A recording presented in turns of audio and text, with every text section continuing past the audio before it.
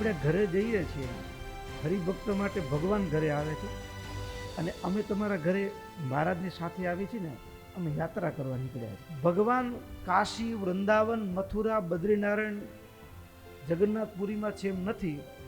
ભગવાન એક એક હરિભગતના ઘરે છે. મદ ભક્તા યત્ર ગાયંતે તિષ્ઠામિ તત્ર નારદય.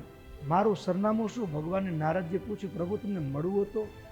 નાહમ વસામી વૈકુંઠે, હું વૈકુંઠમાં નથી બેઠો. તો ક્યાં રહ્યો છો પ્રભુ? તો કે જ્યાં મારા ભક્તો ભેગા થઈને ભજન કરતા હોય ને